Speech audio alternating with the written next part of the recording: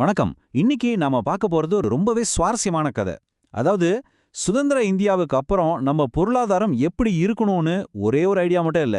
நிறைய கனவுகள், நிறைய யோசனைகள் ஒன்னோட ஒன்னு மோதுச்சு. அந்த அதிகாரப்பூர்வ 5 ஆண்டு திட்டங்கள் வர்றதுக்கு முன்னாடி என்னென்ன விவாதங்கள் நடந்துச்சுங்கிற அந்த வரலாற்றை தான் நாம இப்ப பார்க்க போறோம். யோசிச்சு பாருங்க. ஒரு புது நாடு உருவாகுது. சரி, சுதந்திரம் கிடைச்சாச்சு. அடுத்து என்ன? அந்த நாட்டோடைய பொருளாதார எதிர்காலம் எப்படி இருக்க போகுது? இதுதான் அப்போதைய மில்லியன் டாலர் கேள்வி. இதுக்கு ஒரே ஒரு பதில் மட்டும் கிடையாது, பல பதில்கள் இருந்துச்சு. ஒவ்வொருத்தருக்கும் ஒவ்வொரு பார்வை, ஒவ்வொரு கனவு இருந்துச்சு. சரி, சுதந்திரத்துக்கு முன்னாடி இருந்த அந்த கனவை பத்தி கொஞ்சம் ஆழமா பார்க்கலாம். பாருங்க, சுதந்திரம் வாங்காது ஒரு விஷயம். ஆனா அது மட்டும் பத்தாது இல்லையா? கோடிக்கணக்கான மக்களோட வாழ்க்கையை முன்னேற்றணும்னா ஒரு வலுவான பொருளாதாரத்தை உருவாக்கணும். அதுதான் அவங்க முன்னாடி இருந்த மிகப்பெரிய சவால். இங்க ஒரு ஆச்சரியமான விஷயம் என்னன்னா, இந்தியாவுடைய பொருளாதாரத்துக்கான முதல் ப்ளூ பிரிண்ட்டை போட்டது வெறும் அரசியல்வாதிகள் மட்டும் கிடையாது. இன்ஜினியர்ஸ், பெரிய பெரிய தொழிலதிபர்கள், காந்தியவாதிகள், சோஷியலிஸ்ட சிந்தனையாளர்கள்னு சொல்லப்போனா சமூகத்துல இருந்த எல்லா தரப்பு அறிவாளிகளும் இதுக்காக யோசிச்சாங்க. சரி, இந்த திட்டமிடல் முயற்சிகள் எல்லாம் எப்போ ஆரம்பிச்சது? நாம 1930களுக்கு போகணும்.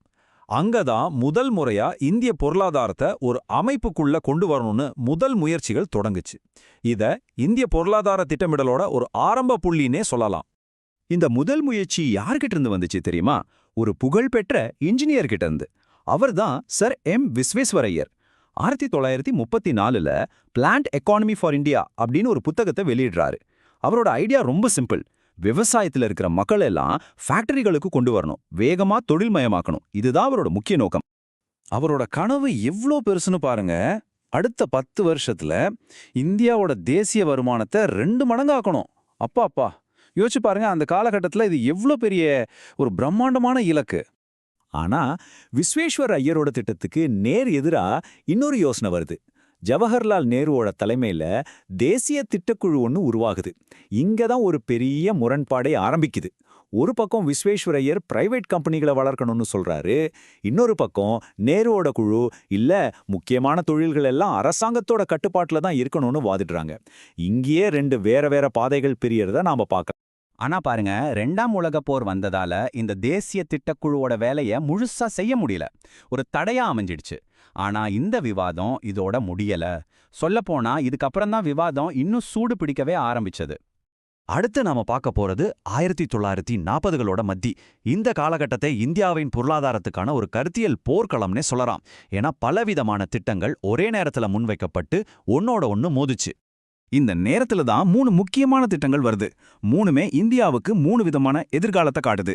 முதல்ல பாம்பே திட்டம். இத கொண்டு வந்தது யாருன்னா நாட்டோட டாப் 8 தொழிலதிபர்கள். அவங்க பெரிய பெரிய கனரக தொழில்கள் தான் முக்கியம்னு சொன்னாங்க.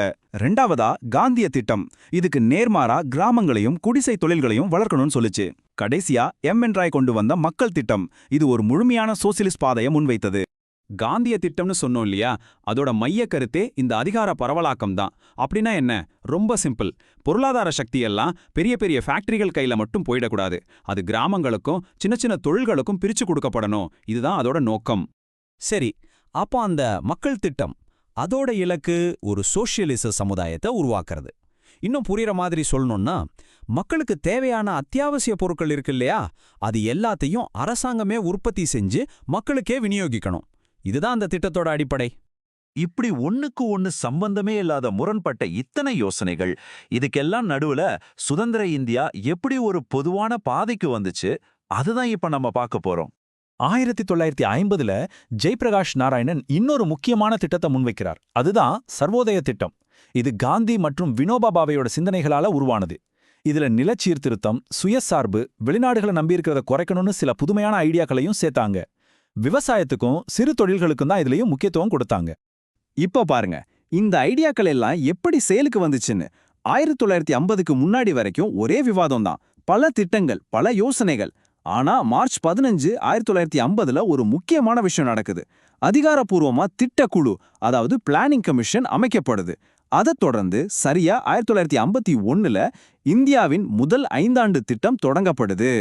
ஆனா இங்க நாம கவனிக்க வேண்டிய முக்கியமான விஷயம் என்னன்னா, இந்த திட்டக்குழு ஏதாவது ஒரு திட்டத்தை மட்டும் அப்படியே எடுத்துக்கல.